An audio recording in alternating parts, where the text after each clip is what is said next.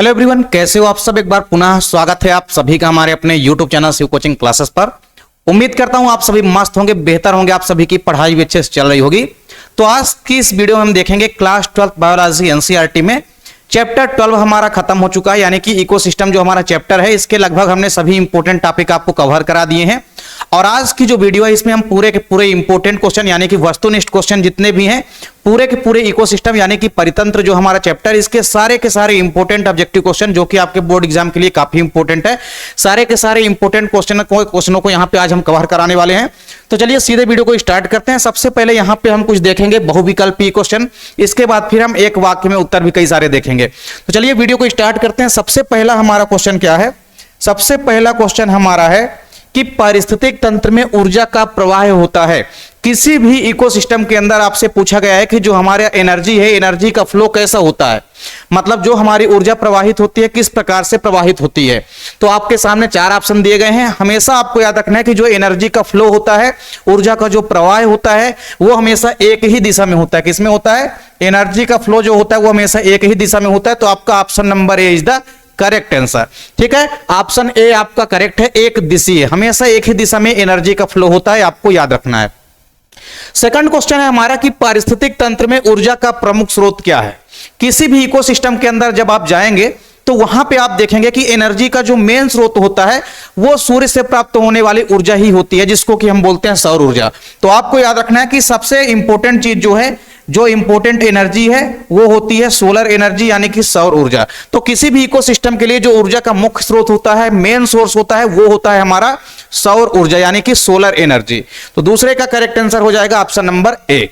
चलिए अगला क्वेश्चन है हमारा, इकोसिस्टम शब्द का प्रयोग सबसे पहले किसने किया। तो हमेशा आपको याद रखना है कि इकोसिस्टम जो टर्म है इसको सबसे पहले 1935 में किसने दिया था? एजी टेंसले ने। किसने दिया था? 1935 में एजी टेंसले ने दिया था। ठीक है, तो आपका ऑप्शन नंबर ए यहां पे क्या है? करेक्ट है। तो इकोसिस्टम यानी कि परितंत्र शब्द सबसे पहले किसने दिया? तो आपको याद रखना है टेंसले ने दिया था। अगला क्वेश्चन है हमारा कि वृक्ष के पारिस्थितिक तंत्र में जीव संख्या का पिरामिड होगा। मतलब मान लीजिए कोई वृक्ष है, उस वृक्ष में जीव संख्या का पिरामिड कैसा होगा? यहां पे संख्या लिखा गया है, इसका मतलब जीव संख्या। तो किसी भी वृक्ष में आप देखेंगे जीव संख्या का पिरामिड कैसे बनेगा? उल्टा बनेगा। क्यों उल्टा बनेगा? क्योंकि देखिए वृक्षों में क्या है कि वृक्षों की संख्या तो कम होती है, लेकिन वृक्षों पर आश्रित होने वाले जो क्रमशः जीव होते हैं उनकी संख्या बढ़ती जाती है। और इस प्रकार से आप देखेंगे कि नीचे के पिरामिड का बेस जो है क्या होगा? सकरा होगा और ऊपर का चौड़ा होगा, जिस कारण से पिरामिड यहां पे उल्टा बनेगा। तो ऑप्शन नंबर ए हो जाएगा आपका करेक्ट आंसर। चलिए इसके बाद हमारा अगला क्वेश्चन है, एक खाद्य श्रृंखला में निम्नलिखित में सर्वाधिक संख्या किसकी होती है। किसी भी खाद्य श्रृंखला या फूड चेन में आप देखेंगे कई सारी चीजें आपको दिखाई देती है, जैसे प्रोड्यूसर आपको दिखाई देंगे, प्राइमरी सेकेंडरी टर्सरी कंज्यूमर्स आपको दिखाई देंगे, इसके अलावा डिकम्पोजर यानी कि अपघटक आपको दिखाई देंगे। तो आपको बताना है कि किसी भी इकोसिस्टम के अंदर जो खाद्य श्रृंखला है उसमें सबसे अधिक संख्या किसकी होगी। तो सबसे अधिक संख्या होगी, आपको याद रखना है, ऑप्शन नंबर डी यानी कि अपघटक की। किसकी होगी? अपघटक यानी कि डिकम्पोजर की। अपघटक की संख्या सबसे ज्यादा क्यों होगी? क्योंकि जो बैक्टीरिया और फंगाई होते हैं इनकी संख्या बहुत ज्यादा में होती है। ये भले ही साइज में बहुत छोटे होते हैं बैक्टीरिया, लेकिन इनकी संख्या बहुत ज्यादा मात्रा में होती है। इसलिए किसी भी इकोसिस्टम के अंदर जो अपघटक या डिकम्पोजर होते हैं इनकी संख्या सर्वाधिक होती है। अगला क्वेश्चन हमारा है कि किसी भी पादप अनुक्रमण की जो स्थायी अवस्था होती है, प्लांट सक्सेशन यानी कि पादप अनुक्रमण होता है, जहां पर किसी भी खाली स्थान पे धीरे धीरे देखते ही देखते वनों का विकास हो जाता है, तो उसे ही हम एक प्रकार से अनुक्रमण या सक्सेशन कहते हैं। तो पादप अनुक्रमण की जो सबसे स्थायी अवस्था होती है, सबसे अंत में जो अवस्था बन जाती है उसको हम क्या बोलते हैं?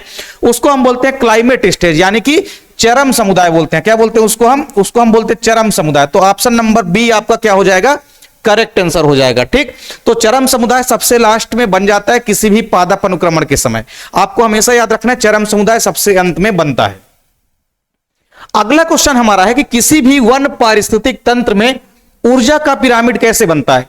किसी भी वन के पिरामिड में ऊर्जा का पिरामिड आपको बताना है। किसी भी पारिस्थितिक तंत्र में जो हमारा ऊर्जा है इसका पिरामिड कैसे बनेगा। और स्पेशली यहां पे पूछा भी गया, यहां पे पूछा गया वन में, यानी कि फॉरेस्ट के इकोसिस्टम में एनर्जी का पिरामिड कैसे बनेगा। तो हमने आपको एनर्जी का पिरामिड भी कवर कराया है। आपको हमेशा हमने क्या बताया कि एनर्जी का पिरामिड जो है वो हमेशा स्ट्रेट बनता है यानी कि सीधा बनता है। स्ट्रेट बनता है यानी कि हमेशा सीधा बनता है, सदैव सीधा बनता है। क्यों सदैव सीधा बनता है भैया? क्योंकि प्रोड्यूसर या उत्पादक के पास एनर्जी सबसे ज्यादा होती है, इसीलिए प्रोड्यूसर का जो ग्राफ होता है वो चौड़ा बनता है, इसका पिरामिड चौड़ा बनता है, जिस कारण से ही ऊपर का पिरामिड सकरा बनेगा और पिरामिड हमारा कैसे बनेगा? एनर्जी का हमेशा सीधा बनेगा। तो हमेशा आपको याद रखना है, किसी भी इकोसिस्टम में आपसे अगर एनर्जी का पिरामिड पूछता है तो वो सदैव कैसा बनता है? सीधा बनता है। अगला क्वेश्चन है, किसी भी खाद्य श्रृंखला में जो खाद्य श्रृंखला होती है एक्चुअल में वो कहां से प्रारंभ होती है? खाद्य श्रृंखला एक्चुअल में कब प्रारंभ होगी? आपके सामने ऑप्शन है, श्वसन से होगी, या कि अपघटन से, या कि प्रकाश संश्लेषण से, या कि इनमें से कोई नहीं। तो देखिए, सबसे पहले तो आपको याद रखना, जैसे ही सूर्य की जो एनर्जी आती है यानी सनलाइट जो है, ये सबसे पहले कौन एब्जॉर्ब करते हैं? प्रोड्यूसर यानी कि उत्पादक एब्जॉर्ब करते हैं। और ये क्या करते हैं? फिर प्रकाश संश्लेषण की प्रक्रिया करते हैं। जब प्रकाश संश्लेषण की प्रक्रिया करके अपने अंदर भोजन को स्टोर करके रखेंगे ये, तभी तो आगे हमारी खाद्य श्रृंखला बनेगी। फिर इसको उत्पादक खाएं, उत्पादक को प्रोड्यूसर खाएंगे, फिर उनको डिकम्पोजर खाएंगे। तो इस प्रकार से हमेशा याद रखना है कि सबसे पहले प्रकाश संश्लेषण की प्रक्रिया होती है, और प्रकाश संश्लेषण की प्रक्रिया जब हो जाती है, भोजन बन जाता है, उसके बाद आप देखेंगे कि पूरी की पूरी खाद्य श्रृंखला जो है प्रारंभ हो जाती है। ठीक, तो आपका ऑप्शन नंबर बी क्या हो जाएगा? करेक्ट हो जाएगा। चलिए, अगला क्वेश्चन है, दो विभिन्न समुदायों के बीच उपस्थित वानस्पतिक समूह को हम क्या कहते हैं? अगर मान लीजिए दो विभिन्न समुदाय हैं, अलग अलग दो समुदाय के या कम्युनिटी हैं, और उन अलग अलग समुदायों के बीच में कोई वनस्पतिक समूह उपस्थित है, तो उसको हम क्या बोलते हैं? उसको हम बोलते हैं इकोटोन। क्या बोलते हैं? इकोटोन बोलते हैं। Option number B is the correct option. ठीक है, option number B is the correct answer. ठीक है, तो आपको हमेशा याद रखना है कि जो भी हमारा इकोसिस्टम है, उस इकोसिस्टम में मान लीजिए दो अलग अलग समुदाय हैं, और दो अलग अलग समुदायों के बीच में जो वनस्पतिक क्षेत्र होता है उसको हम क्या बोलते हैं? उसको हम बोलते हैं इकोटोन बोलते हैं। ठीक, अगला क्वेश्चन है हमारा कि किसी भी इकोसिस्टम में जो सूर्य की ऊर्जा है यानी सौर ऊर्जा, इसका संरक्षण होता है। इसका संरक्षण कहां पे होता है भैया? जो सबसे पहले सोलर एनर्जी आएगी उसको कौन संरक्षित करेगा? उसको सबसे पहले प्रोड्यूसर यानी कि उत्पादकों द्वारा क्या किया जाएगा? उसका संरक्षण किया जाएगा। ठीक, उत्पादक ही तो सोलर एनर्जी को ऑब्जर्व करेंगे, अवशोषित करेंगे, और उसको फिर अपने भोजन के लिए यूज करेंगे। तो सिंपल सी बात है कि उत्पादकों द्वारा ही आपको याद रखना है कि सोलर एनर्जी को संरक्षण किया जाता है, संरक्षित किया जाता है। ठीक, चलिए, तो आपका ऑप्शन नंबर ए यहां पे क्या हो जाएगा? करेक्ट हो जाएगा। चलिए, अब यहां पे सभी के सभी वन लाइन फैक्ट वाले क्वेश्चन है। पहला क्वेश्चन है यहां पे कि पादप समुदाय के क्रमिक विकास को क्या कहते हैं? अगर किसी खाली पड़े स्थान पे धीरे धीरे पादपों का क्रमिक रूप से विकास हो जाता है, तो इस प्रक्रिया को हम क्या बोलते हैं? इस प्रक्रिया को हम बोलते हैं अनुक्रमण। क्या बोलते हैं? इस प्रक्रिया को हम बोलते हैं अनुक्रमण। इंग्लिश में इसको हम बोलते हैं सक्सेशन। क्या बोलते हैं? सक्सेशन। चलिए, अगला क्वेश्चन हमारा यह है कि झील के पारिस्थितिक तंत्र में जीव संख्या का पिरामिड कैसे बनेगा? किसी भी झील के इकोसिस्टम में अगर आप जाएंगे तो आपको बताना है कि जो हमारा पिरामिड बनेगा वो कैसे बनेगा। तो किसी भी झील के इकोसिस्टम में आप जाएंगे तो जो पादप प्लवक होते हैं जैसे एल्गी, साइनोबैक्टीरिया वगैरह, इनकी संख्या क्या होती है? बहुत ज्यादा होती है। तो पादप प्लवकों की संख्या सबसे ज्यादा है, मतलब पिरामिड का जो बेस बनेगा वो क्या बनेगा? चौड़ा बनेगा। उत्पादकों का बेस जो है चौड़ा बनेगा, उत्पादकों का पिरामिड चौड़ा बनेगा, क्योंकि उत्पादकों की संख्या क्या होगी? ज्यादा होगी। पादप प्लवकों की संख्या क्या है? ज्यादा है। फिर जैसे जैसे ऊपर जाएंगे बड़े जीवों की संख्या क्या होती जाती है? कम होती जाती है, यानी कि उपभोक्ताओं की संख्या में कमी आती जाती है। जिस कारण से हमेशा आप देखेंगे कि झील के पारिस्थितिक तंत्र में जो जीव संख्या का पिरामिड बनता है ना, ये हमेशा कैसा बनता है? सीधा बनता है। कैसा बनता है? ये हमेशा सीधा बनता है। ठीक, लेकिन अगर यहीं पे आपसे पूछा होता कि झील के पारिस्थितिक तंत्र में जीव भार का पिरामिड कैसे बनेगा, तो जीव भार का पिरामिड हमेशा आपको याद रखना है कि उल्टा बनेगा। किसी भी झील के इकोसिस्टम में जो जीव भार का पिरामिड है वो उल्टा बनेगा, लेकिन जीव संख्या का पिरामिड कैसा बनेगा? हमेशा सीधा बनेगा। यह चीज आपको नोट कर लेनी है। अगला क्वेश्चन भी काफी इंपॉर्टेंट है कि जो बड़े पारिस्थितिक तंत्र होते हैं, यानी जो बड़े बड़े लार्ज टाइप के यानी बड़े बड़े नंबर के जो पारिस्थितिक तंत्र होते हैं, इनको हम क्या कहते हैं? तो इनको हम कहते हैं जीवोम। क्या कहते हैं? इनको हम कहते हैं जीवोम। क्या कहते हैं? जीवोम। ठीक है, तो आपको याद रखना है, इनको हम जीवोम कहते हैं। अगला क्वेश्चन हमारा है कि एक पोषक स्तर से यानी एक ट्रॉपिक लेवल से दूसरे ट्रॉपिक लेवल में जो ऊर्जा का प्रवाह होता है, वो किस प्रकार से होता है? तो एक पोषक स्तर से दूसरे पोषक स्तर में ऊर्जा का प्रवाह होता है, तो हमेशा आपको याद रखना है बिल्कुल होता है। तो कितने परसेंट होता है? हमेशा आपको याद रखना है 10%। कितना होता है? 10%। ठीक, तो 10% ही ऊर्जा का प्रवाह होता है एक पोषण स्तर से दूसरे पोषण स्तर तक जाने में, क्योंकि 90% एनर्जी स्वयं के द्वारा यूज कर ली जाती है। जैसे उत्पादकों के पास 100% एनर्जी है तो वो उसका यूज कर लेंगे 90%, 10% जो है अगली श्रेणी के उपभोक्ताओं के पास पहुंच जाएगी। अगला क्वेश्चन है सर्वाधिक स्थायी परितंत्र है। सबसे स्थायी परितंत्र पूछा गया है, सर्वाधिक स्थायी इकोसिस्टम कौन सा है?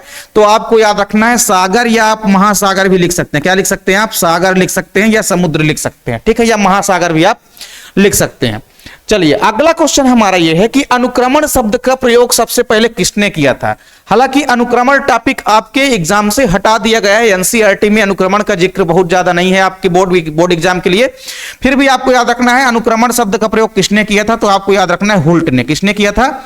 अनुक्रमण शब्द का प्रयोग किया था हुल्ट ने। किसने किया था? हुल्ट ने। चलिए अगला क्वेश्चन हमारा है कि खाद्य श्रृंखला कितने प्रकार की होती है, यानी जो हमारी फूड चेन होती है ये कितने टाइप्स की होती है? तो हमने आपको पढ़ाया भी है कि खाद्य श्रृंखला जो है 3 प्रकार की होती है। कितने प्रकार की होती है? 3 प्रकार की होती है। हमने आपको बताया भी था कि सबसे पहली होती है परभक्षी खाद्य श्रृंखला यानी कि प्रीडेटर फूड चेन, दूसरा है पैरासिटिक फूड चेन यानी कि परजीवी खाद्य श्रृंखला, और तीसरा हमने बताया था सैप्रोफाइटिक फूड चेन यानी कि मृतोपजीवी खाद्य श्रृंखला। तो 3 प्रकार की खाद्य श्रृंखलाएं होती है, आपको याद रखना है। अगला क्वेश्चन है मरुक्रमक प्रारंभ होता है। तो मरुक्रमक कहां से प्रारंभ होता है? मरुक्रमक हमेशा आपको याद रखना है चट्टानों से प्रारंभ होता है। कहां से प्रारंभ होता है? जो चट्टानें होती है उन चट्टानों में कुछ नहीं होता, लेकिन देखते ही देखते वहां पे एक पादप समुदाय जो है विकसित हो जाता है। तो मरुक्रमक कहां से प्रारंभ होता है? तो आपको याद रखना है चट्टानों से प्रारंभ होते हैं। कहां से? चट्टानों से। चलिए अगला क्वेश्चन अनुक्रमण से ही संबंधित है। तो जल क्रमक पूछा गया, जल क्रमक कहां से प्रारंभ होगा? तो जल क्रमक तो हमेशा आपको याद रखना है जल से ही प्रारंभ होगा। कहां से प्रारंभ होगा? ये तो जल से ही प्रारंभ होगा। अगला क्वेश्चन है पारिस्थितिक तंत्र के संतुलन को क्या कहते हैं? अगर पारिस्थितिक तंत्र में संतुलन बना हुआ है तो इस सिचुएशन को हम क्या कहते हैं? इस सिचुएशन को हम बोलते हैं सम स्थिरता। क्या बोलते हैं इसको हम बोलते हैं सम स्थिरता। ठीक है, इसको हम बोलते हैं सम स्थिरता। ठीक, चलिए अगला क्वेश्चन हमारा है कि मृदा निर्माण की जो प्रक्रिया होती है इसको हम क्या बोलते हैं? तो मृदा निर्माण की जो प्रक्रिया होती है इसको हम बोलते हैं पीडोजेनेसिस। क्या बोलते हैं इसको हम बोलते हैं पीडोजेनेसिस। क्या बोलते हैं? पीडोजेनेसिस। ठीक है, तो मृदा निर्माण की प्रक्रिया क्या कहलाती है? पीडोजेनेसिस कहलाती है। चलिए अगला क्वेश्चन है कि बहुत सी खाद्य श्रृंखलाओं के परस्पर जुड़ने से कौन सी श्रृंखला निर्मित होती है? मतलब बहुत सी खाद्य श्रृंखलाएं अगर आपस में जुड़ जाए तो कौन सी श्रृंखला बनेगी? तो हमेशा आपको याद रखना कि जब आपस में कई सारी खाद्य श्रृंखलाएं यानी कि कई सारे फूड चेन अगर मिल जाते हैं तो वे एक जाल का निर्माण करते हैं जिसको हम बोलते हैं खाद्य जाल। क्या बोलते हैं? जिसको हम बोलते हैं खाद्य जाल। क्या बोलते हैं? खाद्य जाल, या इसको आप क्या लिख सकते हैं? फूड वेव भी लिख सकते हैं। क्या लिख सकते हैं आप लोग इसको? Food web. तो फूड वेव यानी कि खाद्य जाल कहते हैं। ठीक है, तो आपको याद रखना है। चलिए अगला क्वेश्चन हमारा काफी इंपॉर्टेंट है, ऊर्जा का 10% नियम किसने दिया? एनर्जी से संबंधित कई सारे क्वेश्चन आपके एग्जाम में आएंगे, कई बार हमने आपको बताया भी है। जैसे एनर्जी का प्रवाह कैसे होता है? तो एक दिशीय होता है। एनर्जी का पिरामिड कैसे बनता है? तो हमेशा सीधा बनता है। फिर एनर्जी का जो 10% नियम है इसको किसने दिया? तो आपको याद रखना है लिंडेमैन ने दिया था। किसने दिया था? एनर्जी का जो 10% नियम है इसको दिया था लिंडेमैन ने। किसने दिया था? लिंडेमैन ने दिया था। अगला क्वेश्चन हमारा है कि किसी भी पारिस्थितिक तंत्र या इकोसिस्टम में कवक तथा जीवाणु क्या कहलाते हैं? कवक तथा जीवाणु किसके एग्जाम्पल हैं? किसी भी इकोसिस्टम में आप जब जाएंगे तो कवक और जीवाणु क्या होते हैं? सूक्ष्म जीव हैं, और सूक्ष्म जीव होते हैं अपघटक। क्या होते हैं? डिकम्पोजर होते हैं यानी कि अपघटक।